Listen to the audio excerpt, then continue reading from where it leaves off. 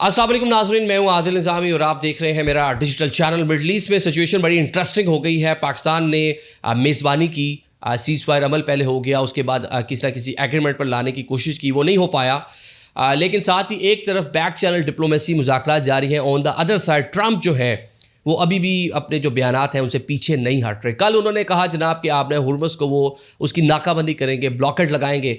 आज एक नई स्टेटमेंट आ गई है। नई स्टेटमेंट क्या है, बल्कि जब आप व्लॉग सुन रहे होंगे, आप जब ये पूरी वीडियो हमारी देख रहे होंगे, तो हो सकता है कि शाम के पाकिस्तानी टाइम के मुताबिक 7 बज चुके हों, तो उस टाइम वो एग्जीक्यूशन हो जाएगी। पूरा माजरा है क्या, ये आपको बताएंगे। ऑन द अदर साइड 21 अप्रैल तक जंग बंदी है। क्या 21 अप्रैल तक ये जंग बंदी बरकरार रह पाएगी, जिस तरह पोजिशनिंग इस टाइम अमेरिका ले रहा है आपने हुर्मुज़ और उसके अतराफ़ के अंदर।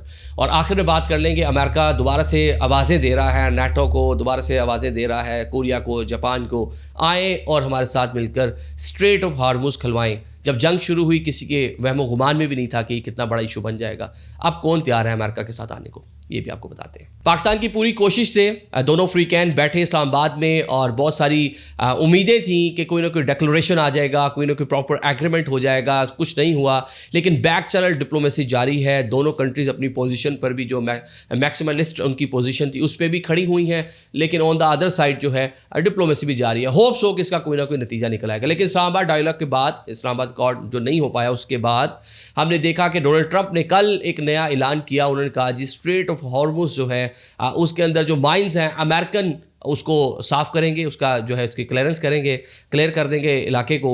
और ऑन द अदर साइड अगर ऐसे ही सूरत हाल बरकरार रहती है, जो ईरान ने प्ली ले रखी है कि जो ओमान की साइड है वहाँ पे हमने जो माइंस लगाई है, अब हमें खुद उसका लोकेटर नहीं पता वो कहाँ है, कैसे है। आप हमारी साइड से गुजरे जो हमारी कोस्टल लाइन के करीब एरिया है, तो लेकिन वहाँ से आपको टोल शोल वो देना पड़ेगा। वो अब ईरान का एक कहने के मौक़िफ़ है उसकी रियासत का, और यही मौक़िफ़ उन्होंने अमेरिकन के सामने इस्लामाबाद में भी रखा था। कल जनाब डोनाल्ड ट्रंप ने ट्रुथ सोशल जो सोशल मीडिया प्लेटफॉर्म है वहाँ पे उन्होंने जनाब अपना इज़हार ख्याल करते हुए कहा था कि जनाब किसी सूरत भी ये चीज़ बर्दाश्त नहीं होगी। इनको नई माइंस का पता कहाँ है तो हम आके हमारे जो कहने के डिस्ट्रॉयर हैं वो आ जाते हैं और हम खुद देख लेंगे। नंबर 1। नंबर 2, उन्होंने कहा जो टोल टैक्स अदा करेगा बाहर, जनाब आपने हुर्मुज़ से जैसे ही बाहर आएगा अमेरिकन वहाँ पे ब्लॉकेट करेंगे, नाकाबंदी करेंगे और चेक करेंगे। अगर कोई पैसे देकर आया तो उसको हम भी नहीं गुजरने देंगे। मतलब ये कहने के इस लेवल पे आ गए। और ये एक्ट ऑफ वॉर है इन एक्चुअल जो पीस हुआ, सीज फायर हुआ, कि स्टेटस को बरकरार जो जहाँ है वैसे का वैसा रहेगा। अगर ये वाली एक्टिविटी अमेरिका करता है तो एक्ट ऑफ वॉर है। 21 अप्रैल से पहले फिर ये आपका समझे वो जो आपने सीज फायर किया था वो खूह खाते लग जाएगा, दोबारा से जंग शुरू हो जाएगी। यही ईरान का जवाब आना शुरू हो गया। लेकिन जनाब आज दोबारा से ट्रंप ने अपनी जो पोजीशन है उसको चेंज किया और कहा कि जनाब वो ब्लॉकेट नहीं कर रहा, लेकिन जो ईरानी बंदरगाहें हैं उनके गिर्द नाकाबंदी कर रहा है कि ईरानी बंदरगाहों से कोई भी जहाज़ बाहर ना आए। ईरानी बंदरगाहों से जो जहाज़ आ रहे हैं पेट्रोल लेकर, मसनूआत लेकर, कहाँ जा रहे हैं? वो सबसे ज़्यादा चाइना जा रहे हैं। तो वो तो अब चाइना भी बीच में कूद पड़ा। फिर आज चाइनीज़ का भी इस पर बड़ी सख्त किस्म का जो बयान है उनका, जो वज़ीर दिफा है उन्होंने कहा कि ये कशीदगी बढ़ती चली जा रही है, इसको रोकें और इन मामलों को अफ़वाम व तफ़हीम से हल करें। तो ये सीधा सीधा चाइनीज़ को आप इफ़ेक्ट करेंगे, जिसके जवाब में जनाब आज जो पासदार इनकलाब है, IRGC है, उन्होंने बयान दिया कि अगर अमेरिका ने हमारी नाकाबंदी की बंदरगाहों की तो उसके बाद जनाब खलीज फारस में कोई भी जो पोर्ट है वो महफूज नहीं बचेगी, हम उसको हिट करेंगे। जिस तरह माजी में उन्होंने हिट किया, पहले भी किया, जो निशाना जहाँ लगाते थे जाके लग रहा था, उनके पास कैपेसिटी और कैपेबिलिटी है। अब अमेरिका जो एकदम नाकाबंदी का ख्वाब लेकर आया है, बड़ा कह लें कि एक दीवाने का ख्वाब लगता है।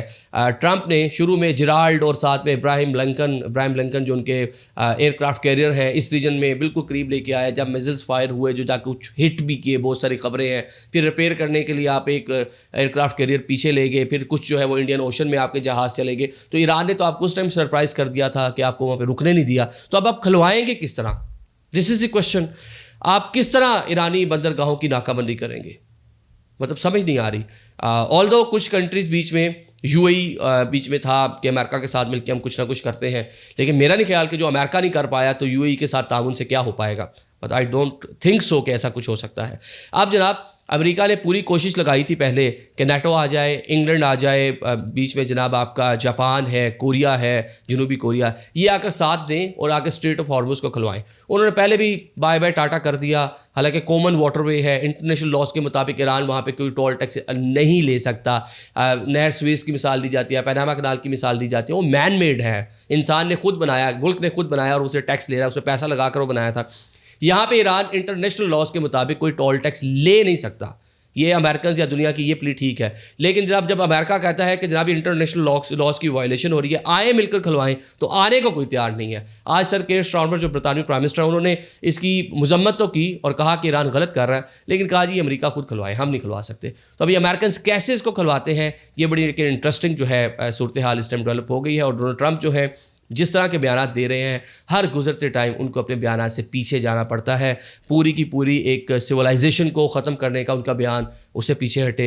ऑल दो पाकिस्तान ने एक वे आउट दिया अमेरिका को, ये गलत नहीं होगा, एक वे आउट दिया वो तहजीब ख़त्म करने वाले बयान के बाद से। अब यहाँ पे जो नाकाबंदी और फिर ईरानी बंदरगाहों को रोकना, उनको उनके गिर्द नाकाबंदी, यहाँ भी होना हमारा कुछ नहीं है। तो अगर ये चीज़ें यूँ ही चली तो दोबारा से एक बार मिडल ईस्ट के हालात जो हैं वो ख़राब होते हुए नज़र आ रहे हैं। और मजमूई तौर पर अगर हम इसके अंदर देख लें, 21 अप्रैल सीज़ फायर की लास्ट डेट है, और हम तो इस उम्मीद का इज़हार कर रहे थे एक्सटेंड हो जाएगी, मज़ीद इसमें इजाफा कर दिया जाएगा। लेकिन जो ट्रंप के बयानात और जो चीज़ें वो कर रहे हैं, तो शायद ये दोबारा एक बार फिर से आग लग सकती है। Thank you so much.